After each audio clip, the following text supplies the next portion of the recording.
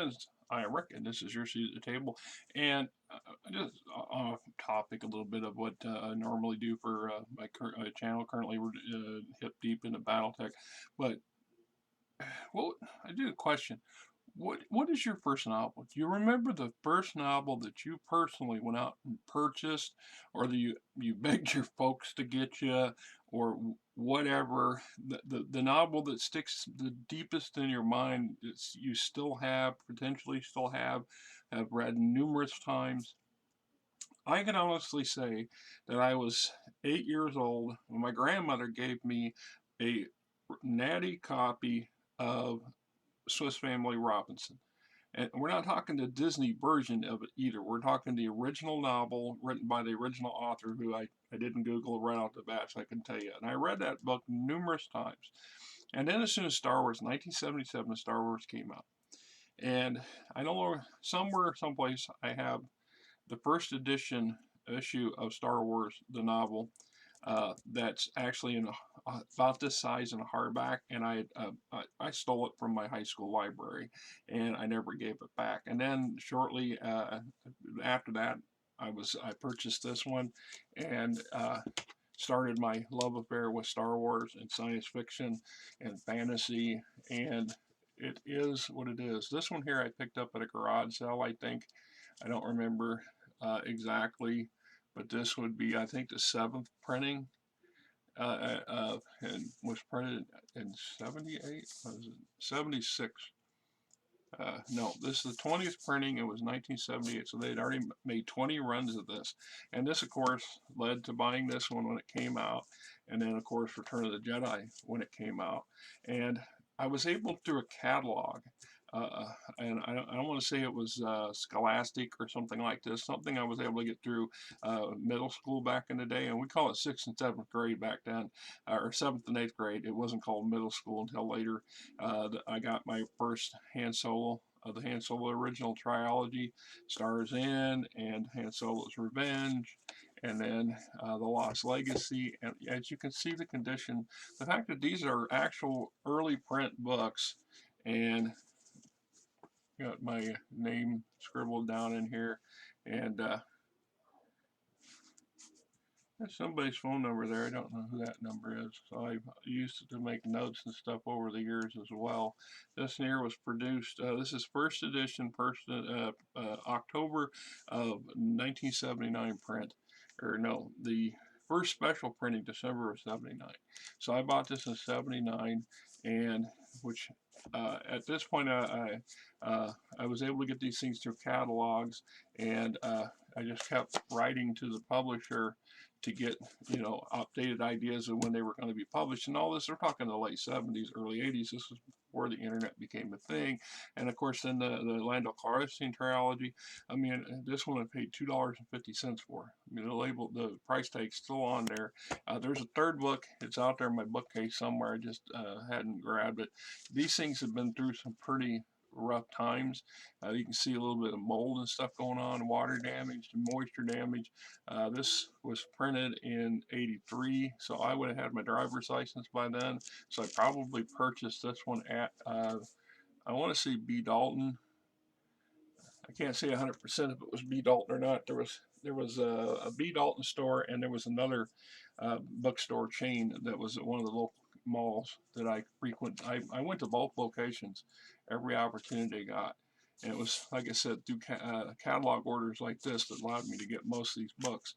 And I have read these things and reread these things and reread these things. I have moved a number of times in my lifetime. I've lived in damp basements. I've lived in overheated lofts. I have lived 2 years in an old RV, and all this stuff was in storage and in a storage locker for that period of time. The fact that they're still intact. I don't quite read them every year now like I had in the past. So I can honestly say that though I have read these things scores and scores of times, in the case of the original Star Wars, I've read this excess of 320 times. And it's not an exaggeration, because I don't remember, like I said, the original one that I stole The inside of has hash marks all the way up and down the back couple pages, marking every time I read the book. And I was obsessed with it. And of course, we got some names of various people. See, I remember that. See, I went to Christian summer camp one year, and I took this book with me. And these are all names and addresses of people that had attended the same. I wonder what, you always now I wonder whatever happened to all those folks. I was probably 10, 11 years old when I attended that school or that summer camp. Uh,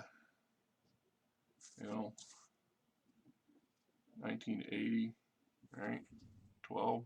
So, anyway, just wondered. This is the beginning of a lifetime love affair with the written word, and my obsession with various franchises and game systems that followed. I have a number of bookcases full of books out there, and that's not counting the several large totes that I donated to Goodwill a few back in 16 when we actually had to make space and things had to go. And I had some 80 Star Trek novels, most of DS9 and a scattering of this, that, and the other thing. And I basically donated those to, I tried to sell them at first and I couldn't get any takers. And so I just, I donated them to so other people could enjoy them. Anyway, this is Rick, and I just thought this is Labor Day weekend. It's supposed to be a celebration of all of us working steps and so on and so forth there in America. We have a pretty rocky and unsettled current situation in our country, as you all know. I try hard not to drag real world politics and stuff into my videos because frankly I get enough of it in the real world that I don't want to deal with it. And yet we can't all just turn a blind eye and stick our heads in the sand. We all have to make some crucial choices. Elections are coming up here in another couple months, and I know where I'm going, and I know what I'm going to vote because I'm actually horrified by the direction that our country has gone in the last 5 or 6 years. And I'm not pointing fingers at any one damn party or any one specific or any handful of specific politicians, because they're all, for the lion's share, all of them are crazy or disconnected. And the country that my grandfather and my father helped to build and served in the military and serviced the country. Most of my cousins and uncles and stuff did the same thing. I'd be appalled by the way things have been going and the absurdity of this. Everything being a fake, everything being a lie, everything being in the pockets of the 1%, everything being in control of the special interests. I'm just saying. Anyway, it's kind of gloomy out there, a bit dreary. When I'm done doing my videos this morning, I'm going to go ahead and put this one on my, post this one on my YouTube channel just to get it out there. It's kind of a special. It is a good day to stay inside. Although the weatherman keeps saying that it's supposed to be sunny and nice outside. Well, I don't know. He's downtown and I'm on the north side of town, and I'm telling you, it's overcast, it's misting out there. It's kind of, I don't know, sure isn't sunny. Maybe it'll break. Maybe it'll get better as the day goes by. I don't know if the man's looked out his window recently or if he's just, once again, disconnected.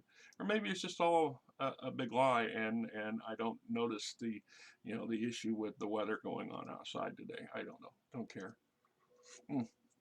That's not true. I do care. Yeah, I'm working on coffee. It's supposed to be a holiday weekend. Most of my co-workers are working today. My employer is kind of that way.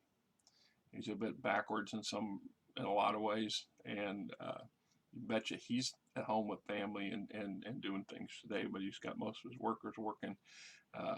I chose to schedule a job overnight tonight because there's only so many days in the week and so many days in the month, and these jobs absolutely have to get done. And this is one that takes between 10 and 12 hours, depending on various scenarios. And it's just a sheer distance and a multitude. And 4 trips clear across the city. I should just say clear across the county and back.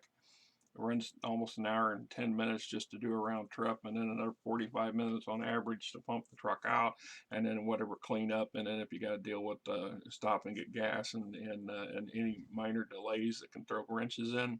It has to be done at night because it's at a Pancheros right in front of their damn store, and so they close at 10 o'clock. I plan to leave around 8 o'clock, stop, get the truck warmed up, get gas. By the time I get out there, be getting close to 9 o'clock, and they're usually slowing down.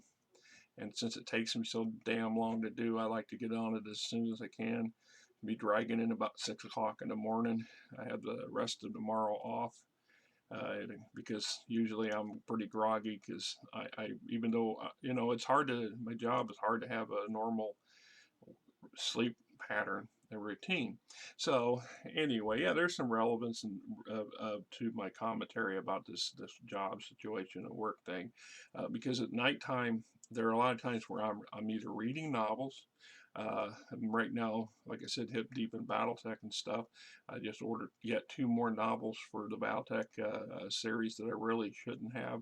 I keep telling myself I got to put the brakes on spending because I live on a real tight budget, and I've hit the credit card just a hair too hard again, and it's, well, you got to pay Rob Paul to pay Peter some days, and we're holding our own, but it's still, but in the case of like tonight's job, that is literally a quarter to a fifth of my week in one night, and because I took today, or technically Tuesday off, Monday I should have worked most of today.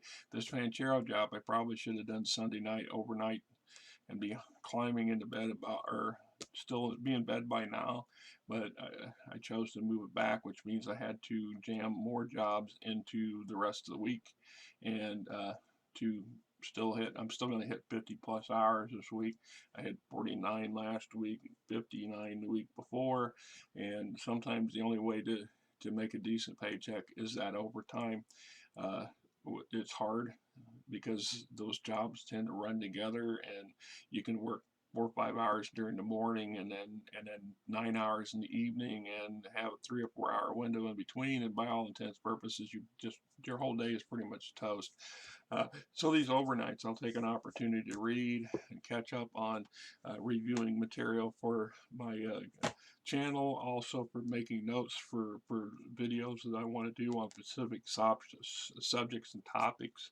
And then there's the opportunities later. By 3 in the morning, I'm usually, my eyes are tired and hurting, and my body's hurting, and I just don't want to. My brain's starting to get into just grind mode. At that point, I pop in and start looking at your guys' YouTube channels and stuff that interests me. I've got a couple of channels that I've been dialed into recently. I like the topics that they talk about, game related stuff. I really miss that kind of discourse, and having conversations that are related about gaming in general, and gaming philosophy, and skills, and tips, and just general banter, things like this. Once again, I really have been disconnected for a long time from the gaming community. I don't even know what or where the local gaming community is anymore, and I wrestle with trying to understand how I can get back onto the table, so to speak, besides doing these videos. Is I expect that if nothing else, then when I get to the point where I absolutely have to retire, then that'll be what I will do. And everybody else's opinion. If that means going to the local game store for a couple of days a week for 3 or 4 hours a day, sitting at a table with a stack of books and a hopeful look, so be it. You know. Anyway, I also had to go out yesterday and buy another chainsaw. I have a 2-cycle start chainsaw, and those damn things, I hate 2 cycles. I hate these 2-cycle motors. They're a deuce to get started. You gotta let them warm up good, and if they flood, you're screwed. And this chainsaw, I only use it maybe once every year, if that, and it's 6 years old. It's really not that old. It doesn't have that many miles on it, but I could not get it to stay started for nothing yesterday. And I have a huge pile of trees in the backyard that got knocked down in a windstorm a while back, and I've been working my way through what I could with a sawzall. Now to the point where the branches they're just too thick for the sawzall to really do well, or they're high enough up I can't reach without dropping a chunk of the tree a little further. So I spent $80 I didn't have and didn't want to have much more. Dipped into our emergency savings to go get it, and I bought an electric chainsaw. And I don't mean one of the battery operated jobs, because the downside of battery operated tools, and I'm not knocking them, is just the batteries. The batteries are, as you know, if you have any, they're expensive and they don't last. And there's also intentional design obsolescence or however you want obsolescence built in. So given enough time, your battery operated power a tool will cease being available. They will stop producing that particular model battery, and then your tool is worthless. And it's designed so in 4 or 5 years, 6 years, you have to buy another one. It's just, I want one that I just plug into an extension cord, and I've got 500 feet of extension cord. I can reach everything in my neighborhood I can reach everything in my neighbor's properties if I need to, and from my years at camping. So the fact is, just want to be able to plug it into a cord. So that's what I did, and they're cheaper. There's a couple $100 for the battery operated jobs. The electric plugins are under $100. I got one on sale. Plus, we bought it at Menards, and we had a rebate check from the last time we went to Menards, because they give you 11% off if you go through the BS paperwork to get it. Anyway, this is Rick, and I'm already babbling on beyond what I was intending to. Hope you guys have a great weekend, and the holidays are coming, folks. Better be getting prepared.